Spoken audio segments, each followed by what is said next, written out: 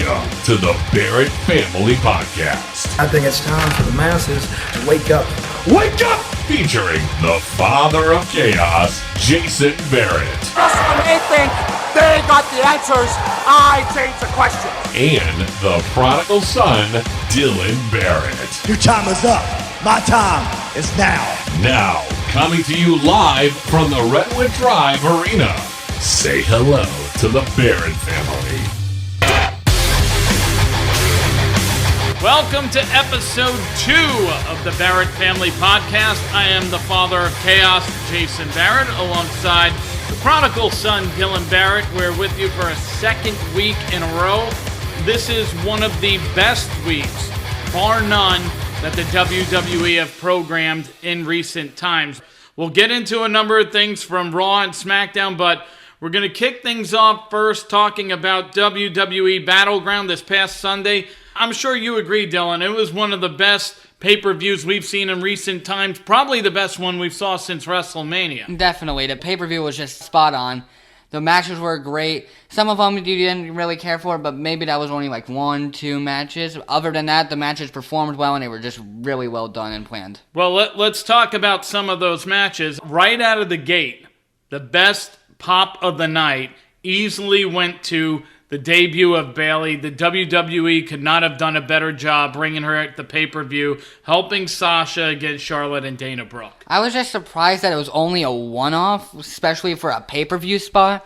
I get if they brought in like Trish Stratus or Lita, but Bayley, the NXT like mega star right now, it's just a one-off. I get why, because she's got the match with Asuka, but it was still great to see her on the main roster. But here's the thing. They can, if they want, for the next couple of weeks, play it up where Shane, Stephanie are taking trips to NXT to try to talk her into coming to Raw or SmackDown. They can have Daniel Bryan and Mick Foley pretend they're on the phone calling her. So they can build it up. She's going to fight Asuka in Brooklyn in a few weeks. Once that's done, then she decides where she's going to sign. That makes sense. Exactly. She's going to be considered one of the hottest free agents in the market. So then we had the 6-man tag, which was the Wyatt family defeating the New Day. I was kind of surprised, actually, that the Wyatts ended without any kind of controversy, given the fact that Braun Strowman was shifting the next night to Monday Night Raw. Yeah, they didn't really play much off of it. They were just like, okay, see you in the future, I guess. It was just really odd. We saw that a number of times, actually, and we'll get into that as we go through the pay-per-view. But then after the Wyatts defeated the New Day, we had Rusev defeat Zack Ryder, and I'm glad, because if they had put the title on Zack Ryder, I think it would have lost it. But the one thing I'll give Zack in this match, he left it all out there. If you remember, he did the jump off the railing outside the barricade. I mean, on some Rusev, the drop kick. Yeah, that was really well done. You wish he could have done it on SmackDown, but we'll get into that in a little bit. Then came arguably the match of the night, and I say arguably because there are a couple others that were great too, but Sami Zayn and Kevin Owens deserved a 10-minute standing ovation for what they produced during Battleground. Exactly. I would put this as a match of the year candidate. The spots they did were very well done. The storytelling throughout the entire match was just phenomenal. How about that spot when Zayn went to dive through the ring post and Owens hit him with the super kick? That was awesome. And then Zayn botched that one flip going backwards. That was literally the only flaw, and they played it great into the storytelling. Were you surprised that Zayn won? I was actually not surprised that Zayn won. They needed to give him the win. He hasn't had a win in forever. I get why they gave it to him, and I love how they did it at the end. How about the spot he did with the brainbuster on the apron, going back to his El Generico roots when he used to use the brainbuster? That was outstanding. Yeah, they're lucky Owens didn't get really hurt on that. I'm just glad they did it, because I bet they knew the one person they could trust that with is Kevin Owens. I mean, that match was so electric. The crowd was exhausted by the end of it. They had to bring the energy down. And Natalya and Becky Lynch gave them a good show, but the reality is people needed a break after watching Zayn and Owens. And so Natalya got the win, but there wasn't a ton of energy into that match. From there, you had the Intercontinental title match. This was probably the one match of the night that really disappointed me. I mean, they've built Darren Young up. They've got Bob Backlund there. I did like the spot with Maurice and Bob Backlund outside the ring and how she pretended that he had hurt her. But, I mean, it ends in a double DQ on a pay-per-view. That was the one thing. No one that I saw knew what happened. Literally, the match just ended. I was sitting there thinking, what just happened? I get there was Maurice pretending she got hurt after she just slapped Bob Backlund, and then The Miz and Darren Young came out. It was just very much a cluster. Next, we go on to the six-man tag, where we had John Cena, Enzo, and Big Cass take on the Club. And I thought this was a great match. The Cena, Enzo, and Cass get the win. The one thing, again, just like with the Wyatts, that I was surprised by, the Club lose. There's no dissension between AJ, Gallows, and Anderson. No, hug goodbye. Nothing. It just ends. Yeah, they didn't even give each other too sweet at the end. It was just very, very weird. I was actually surprised that the Club had lost this match. Thought they were going to give them another last hoorah or last ride in the sunset like they did with the Wyatt family, but I guess not. They had to give it to Cena, possibly setting up for a SummerSlam match between him and Styles. And they made AJ look good. I mean, it took a attitude adjustment off the top rope from Cena to put him away. I thought maybe Cena would get attacked after the match. That way they could continue it going into SmackDown with Cena and Styles, but that didn't work. And talk about how they love to beat up John Cena. It's the Barrett Family Podcast. Dylan and Jason Barrett here. We're talking about Battleground, the highlight reel. Chris Jericho is outstanding right now. He's on a roll. I say he's in the top 3 best heels of the company. Him, he is. Rollins, and come on, the gift of Jericho that we're being treated to. How good is this? What I love about Jericho is that he can always reinvent himself. He came up with the stupid idiot. He came up with the gift of Jericho. Drink it in, man. Everything he does, you understand what I'm saying to you right now. He always just delivers. You know what it is? He's just great at giving catchphrases and making you remember them. I mean, think about it. He got a crowd to start chanting Rudy Tooty Booty. I mean, who comes up with that garbage? But anyway, this is really about Randy Orton. And there were 2 things that jumped out from this. First, it's Jericho teasing him with, you're going to hit me with an RKO out of nowhere. Well, is it going to happen now? Is it going to happen now? And then ultimately, Randy gets him. But how about the line of the night? Randy Orton says about Brock Lesnar, no enhancement needed during his promo, which I could not believe he said. Orton had a lot of great lines that he used, even the one he brought up Fandango and how he beat Jericho at WrestleMania. Was great. I didn't even realize it. You had to point it out to me, which was surprising. With the no enhancements needed, 1 RKO brings you to Viperville. That was great. Yeah, it was great on the mic. They built Randy well. Now, they've got to build the next few weeks with Brock. Before we go, his RKO out of nowhere, where he made it look like he was going to hit Jericho, bent over and started laughing, just to pop up and hit him with the RKO. That was very well executed. Yep. And then we get to the finale, which was the WWE Championship Triple Threat match. Dean Ambrose, Seth Rollins, Roman Reigns returning following a suspension. And, going into this match, we were kicking around so many ideas like, okay, who's going to win here? Well, if Roman turns heel, he could become the protection for Rollins and help Rollins win the belt. There was a possibility, could they put it on Roman and have him go heel since he was just suspended and really piss off the crowd? But right before the match, I asked you who you thought was going to win. You went with Rollins. And I originally was going with Roman just because I thought they'd piss people off. And something just told me, take Ambrose. My rationale was the Intercontinental Champion's on SmackDown, but the U.S. Champ, the Tag Champs, the Women's Champ, they're all on Raw. And they're now adding a Cruiserweight division. My favorite part for those of you listening to this is, here's this stellar pay-per-view from beginning to end. And Dylan is ticked off at the end of the night because his main man Rollins didn't win again. No, Rollins didn't win, and AJ Styles didn't win. Kevin Owens didn't win. Kevin Owens, I get that. Styles, get that. Rollins, I just didn't think they were going to put the main title on SmackDown. You never see the WWE Championship on SmackDown unless it's a super show. And I just thought, okay, Reigns is coming back from suspension. They're not going to put the title on SmackDown. Leaves Rollins wide open. Well, everyone was even saying it, too. Here's the deal. I think Rollins is more talented than Ambrose. I think Rollins is more talented than Reigns. I think Reigns is probably, even though he can't get over for the life of him, I think he's probably overall a bigger sell than Ambrose. But if you want to legitimize Dean Ambrose, you've got to have him win some matches. You can't just do the 1 month champion and he loses all the time. Mm-hmm. And on top of that, with him moving to SmackDown, if you want there to be sincere interest in what's going on Tuesday night, you've got to make it a legitimate competition, and that's why they ended the night the right way, in my opinion. After that, I was upset that Rollins hadn't won because I was like, dang it, I don't want this guy to be champion anymore, just like how some people felt about Rollins. But what really made me laugh inside was that when the entire SmackDown roster came out, they didn't care if you were heel or face. The Usos are the ones to pick up Ambrose after he just pinned their cousin Roman Reigns. Like, seriously? These were the guys who were supposed to be, like, tweeners for a couple months ago when they were fighting the club. Well, they're talking about the bloodline, too. I mean, exactly. That was silly. How do you lift up the person who just beat your cousin? That was a bad writing team moment. All right, so that recaps Battleground. Now we shift over to Raw, which was outstanding this week. They start out of the gate with all the talent on the stage, Stephanie and Mick in the ring announcing the creation of the Universal Championship, which we both agreed the name is not good. But you missed out one thing. They started off with a really awesome theme song. Shine Down Enemies is perfect. Yes. I don't know why some people are saying they feel it's a little weird. It just fits Raw. It makes you feel like, okay, it's like the Attitude Era almost. I agree. I thought the new theme was good. The new logo's fine.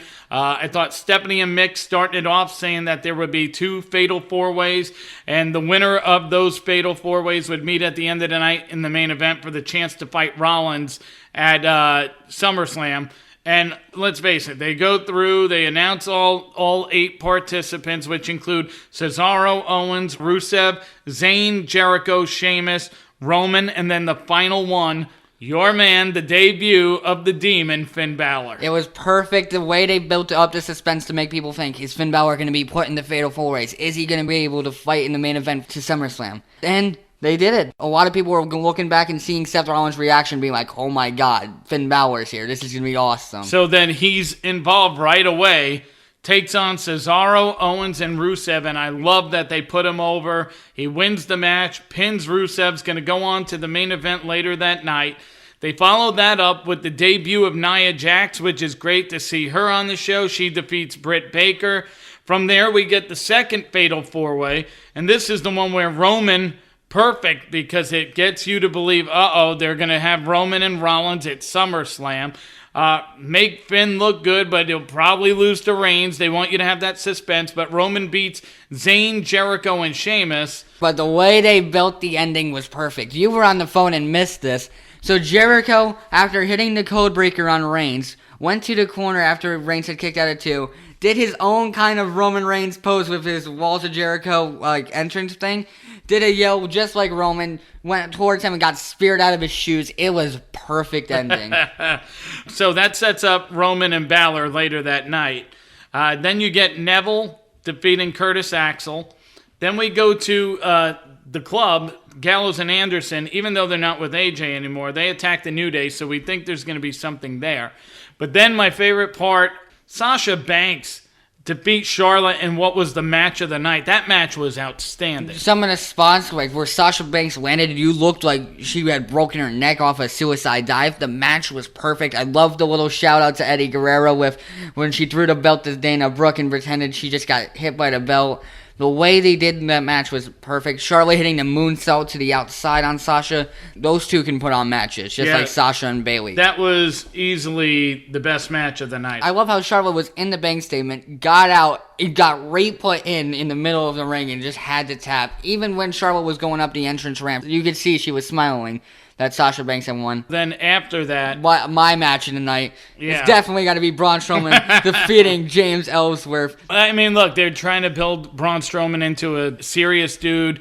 He's got his hair different a little bit. New entrance team. He just crushed the guy. And he debuted his new finisher, it seems, like a backwards chokeslam where he just face plants the guy. Yep. And I mean, look, that's why they sent Ellsworth out there. But then from there, we get the Shining Stars of the Caribbean taking on Enzo and Cass, who got the win. So this had been a joke through the whole night where they did the Pokemon Go thing with R-Truth and Goldust. That's right. So before they're pretending to catch a Pikachu on Sasha Banks, they got a Jigglypuff on Bob Backlund. But then, what I think is hilarious, R-Truth comes out of nowhere, just walks in the ring, swiping on his phone like he's playing the game. Goldust is coming around. The Shining Stars who were in control are wondering what the hell just happened. Cash hits him with the big boot, gives him the Empire Elbow, and that was it. No, they played that well. I mean, even though I can't stand the Pokemon for the life of me, it's red hot right now. So This is a wrestling show. We're talking about Pokemon I Go. know, Wow. I know. Let's move on before I fall asleep. Finn Balor now, main event, taking on Roman Reigns. A lot of great spots in here. Ultimately, Balor comes away with the win. We pop like crazy because we can't believe we're going to get Finn Balor and Rollins at the pay-per-view. But what was cool at the end is they do that interview with Roman Reigns, who then puts him over, and he says, I hope he beats Rollins. I respect that guy. That was cool. That was awesome. One thing I want to give credit to Balor for doing, and it's awesome every time he does it, that kick he does on the apron where he'll run and just punt the guy's head off, it's awesome. And one thing I noticed, right? Raw had a new stage setup as well. They had the archway and the announce table looking over. Well, and it was the debut of Corey Graves. So yeah, I mean, Corey Graves was actually kind of felt like he was absent from the show mostly. They need to get him a little more involved. And I like when they sent Byron to the ring to interview Sasha to get him away from the broadcast. I wish they do that all the time. I wish Byron wasn't even interviewing or there. I tweeted out during the broadcast, if somebody could let me know what Byron Saxton contributes to this show, please. I'm all ears. Mm-hmm. But that's going to recap Raw. Let's move on to SmackDown. I didn't get a chance to see the beginning part of it, but I caught the majority of it.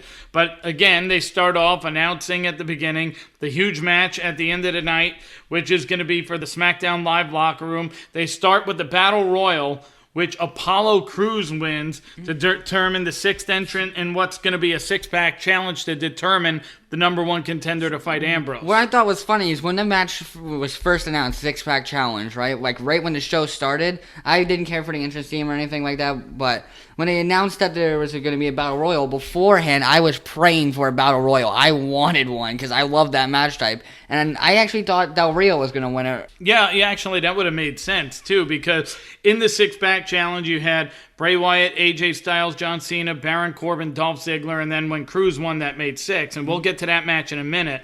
But first, we go through the rest of the show, and you've got Becky beating Natalya. Nothing, that's just basically a payback from the Battleground pay-per-view. Randy Orton and Miz TV was pretty good, and then Orton actually had a good match and beat the Miz. So what you missed from it is Miz, when he first came out with Miz TV, he announced he was the legend killer and his legacy and all that, and then announced that his guest was going to be himself ripping on Orton. And Orton came out and was like, oh, I thought you were talking about me. I just came out. And then they set up the match. Well, then after that, you get Heathy Baby making his SmackDown debut. Yep, he's making his presence felt, trying to acknowledge that he should be a star. And ultimately, as he's talking, and Shane comes out and tells him, essentially, we did sign the hottest free agent. Look behind you. And Rhino came out. Heath Slater was saying, you're looking at the hottest free agent. Shane McMahon said, yes, I am. Rhino gored him. One thing we forgot to bring up, right after SmackDown had cut to the commercial, the first thing they had shown earlier in the show was a promo package for the returning Shelton Benjamin coming back soon. I cannot wait for it. Shelton Benjamin was actually one of my favorite mid-carders a couple of years ago. The guy is phenomenal in the ring. I'm glad WWE are able to bring him back. They could just use him just for the Money in the Bank pay-per-views. I know. He's that good at him. SmackDown is now the gold standard. All right, so then now, and the question is, will he work with American Alpha? They're going to debut next week. We'll have to wait and see. I'm just hoping Kurt Angle is part of that mix at some point because that would complete it. Just get rid of Charlie Haas. We don't need him. No. Charlie Haas can stay home. But then we get to the main event, and this was, again, just like Raw, which ends with Balor winning and has me all fired up. The same thing happens on SmackDown because I never saw Dolph Ziggler winning this match. To make Dolph legitimate, you have to have him beat somebody like Cena, like Styles, or like Bray. And when he pins AJ, I'm sitting there at the end of the night going, oh my God, they're going to build Dolph up to SummerSlam against Dean? This is going to be a great SummerSlam. So I saw that some people were complaining that AJ Styles took the pin. Styles is one of the biggest heels in their company. He's not going to get damaged by losing a six-pack challenge. He's still going to have his match with John Cena, I bet, at SummerSlam. They'll set something up. They help make Dolph Ziggler legitimate. I popped as big as I could because I was surprised by it. And I don't know who got this approved by Vince McMahon, but Dolph Ziggler is fighting Dean Ambrose for the WWE Championship, and Finn Balor is fighting Seth Rollins for the Universal Championship. really is the new era. And then on top of that, you go back in time with Randy Orton and Brock, and we'll have some other matches coming. I'm sure they'll announce soon, probably Gallows and Anderson against the New Day, a few others, Charlotte and Sasha. But I know there's one other development from this past week you wanted to get into. NXT! Now, I didn't get a chance to see the program this week, but the main event has been set for NXT Brooklyn. Samoa Joe is going to take on Shinsuke Nakamura. I told you the match would happen. You kept saying it wouldn't, and it is. And obviously, this is the type of main event that they're going to need to headline a show like that. You brought up Shinsuke Nakamura was announced to fight Samoa Joe for the NXT Championship at Brooklyn. That was announced right after Nakamura had pinned Wesley Blake in what seemed like a squash match. For a guy who used to be an NXT Tag Team Champion, the guy got like nothing in on him. You got Wesley Blake and Buddy Murphy as names that you're not going far. Well, they decided to bring up, from the Cruiserweight Classic, they decided to have Kota Ibushi debut on NXT and take on Buddy Murphy. Buddy Murphy actually looked good in the match, and so did Ibushi. All right, well, but you're forgetting the best part of the show. Samoa Joe telling Regal, you didn't consult me on this matter. I'm not going to fight Nakamura. And then Regal tells Samoa Joe, if you don't, I'm going to strip you of the title. That's good stuff. And then immediately after that, Joe said, if you want your match, you got your match. But if he sees Nakamura beforehand, he is going to make sure he does not make it to Brooklyn. And right after he said that, Nakamura made his entrance with no fear in his eyes and stared Samoa Joe down. That is going to be a hell of a match. I cannot wait for it. I'm glad I'm going to be able to see it in person. I mean, we'll have a chance to change our minds a few times before the pay-per-view later in August. But what's your gut tell you right now, Nakamura or Samoa Joe? My gut tells me right now that they're going to have Shinsuke Nakamura win the championship, send Samoa Joe right up to the main roster, and they're going to make him this monster heel because they don't have too many heels. They have Styles, Wyatt, Jericho, Rollins, but they need to make another big heel, and I can see that in Samoa Joe. The interesting thing will be, if that does happen, where does Samoa Joe wind up? All right, well, that's going to do it for this edition of the Barrett Family Podcast. Next week, we'll hit Raw and Smackdown again. So many great storylines heading into SummerSlam. For the prodigal son, Dylan Barrett, I'm the father of chaos, Jason Barrett. We appreciate you listening. This has been the Barrett Family Podcast. To hear previous episodes and to interact with the Barrett family, visit our website at dylans.wwefigures.wordpress.com.